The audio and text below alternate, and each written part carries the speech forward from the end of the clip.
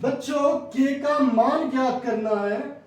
यदि x minus 1 P x का गुणनखंड है, यहां पर हम सेकंड क्वेश्चन करेंगे जहां पर हमें पी एक्स 2x² प्लस के एक्स प्लस रूट 2 दिया है और x माइनस 1 इसका गुणनखंड है।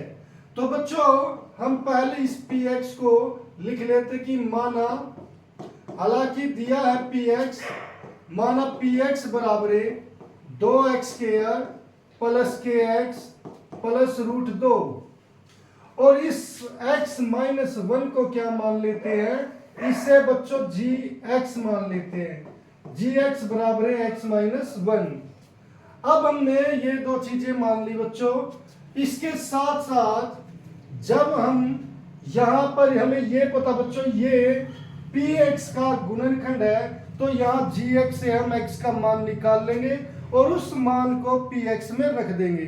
फिर k की जो वैल्यू आएगी वो हम क्या करेंगे, उसको हम लिख देंगे, वो k का आंसर होगा। तो यहां पर तथा लिखकर gx बराबर है 0, ये भी हमने मान लिया। हमने केवल इसका नामकरण किया बच्चों, इसको gx का नाम दिया और फिर इस gx को 0 के इक्वल मान लिया। अगर 0 के इक्वल ये gx 0 के इक्वल है तो बच्चों ये क्या हो जाएगा, x माइनस 1, ये हमारा ये भी 0 के इक्वल हो जाएगा। तो यहां से बच्चों x क्या हो जाएगा, जो यहां पर माइनस है वो इधर आकर किसका हो जाएगा, प्लस का 1। तो बच्चों ये क्या हो गया, x बराबर है 1।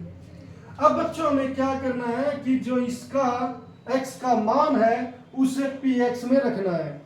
मगर जब इसका मान px में रखेंगे तो इसका मान क्या हो जाएगा, 0 हो जाएगा। वो 0 क्यों हो जाएगा कि इसका मान यहां पर रखने पर 0 क्यों हो जाएगा, क्योंकि बच्चों अगर gx px का गुणनखंड है तो वो उसे पूरा पूरा भाग करेगा और यानी कि जब x का मान यहां पर रखेंगे तो वो आंसर 0 होगा। तो मैं यहां पर लिखूंगा क्योंकि हमें दिया है बच्चों, क्योंकि gx px का गुणनखंड है, px का गुणनखंड है। अगर बच्चों ये गुणनखंड ना होता तो मैं अगली लाइन नहीं लिखता। px का गुणनखंड है तो इसलिए p जो यहां पर 1 है ये लिख दे, बराबर क्या हो जाएगा, 0। अगर ये gx px का गुणनखंड ना होता तो बच्चों मुझे नहीं पता था कि p1 का मान क्या होगा, मगर ये गुणनखंड है तो मुझे पता चल गया कि जब x का मान इसमें रखेंगे तो वो हो जाएगा 0। अब बच्चों यहां पर px में x की जगह 1 रखेंगे तो बच्चों यहां पर है 2, तो आपने 2 रख दिया। x की जगह क्या है 1, ये रखेंगे स्क्वायर प्लस k, फिर 1 की जगह क्या रखेंगे 1 और फिर प्लस फिर रूट 2 बराबर 0। हमें k का मान ज्ञात करना बच्चों, उसके लिए पहले यहां पर 2 ब्रैकेट का मतलब होता है गुणा, 1 के स्क्वायर का मतलब क्या होता है 1, क्योंकि 1 के स्क्वायर का मतलब है 1 को 2 बार गुणा कीजिए। तो जब 1 को 2 बार गुणा करोगे तो 1 एकम 1 आता है तो आएगा 1। यहां पर प्लस k की गुणा 1 से करेंगे बच्चों, 1 के साथ किसी की भी गुणा करें वही चीज आ जाती है, तो आ जाएगा k प्लस रूट 2 बराबर 0। अब बच्चों यहां पर आंसर आ गया 2 प्लस k प्लस रूट 2 बराबर 0। अब बच्चों क्योंकि ये भी प्लस है और ये भी प्लस है तो ये आपस में जुड़कर क्या हो जाएंगे, 2 और 2 4 हो जाएंगे, है ना। अगर बच्चों आप ऐसे ही सोच रहे हो तो आप बिल्कुल गलत हो। यहां पर ये दोनों आपस में जुड़कर कुछ भी नहीं देंगे, ये ऐसे के ऐसे रहेंगे, क्योंकि ये एक इंटीजर है यानी कि पूर्णांक है और ये एक अपरिमेय संख्या है जो आपस में जुड़कर ऐसे ही रहेगी।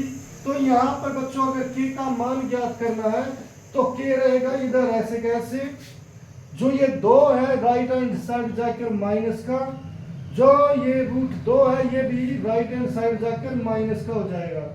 मगर बच्चों यहाँ पर वैसे तो ये आंसर आ चुका है, k का मान आ गया, मगर यहाँ पर थोड़ा सा ऐसा लगता है कि जैसे दोनों के साथ माइनस अच्छा नहीं लगता। तो हम इसको अच्छा करने के लिए क्या कर लेते हैं कि दोनों में माइनस कॉमन ले लेते हैं। माइनस कॉमन आ गया तो ये आ गया 2 और यहाँ पर रूट 2 हो जाएगा। माइनस कॉमन लेने से बच्चों क्या होता है कि जो साइन होते हैं सभी के साइन बदल जाते हैं। माइनस का हो जाता है प्लस, प्लस का हो जाता है माइनस। तो यहाँ पर इस तरीके से इसका माइनस का प्लस, माइनस का प्लस हो गया।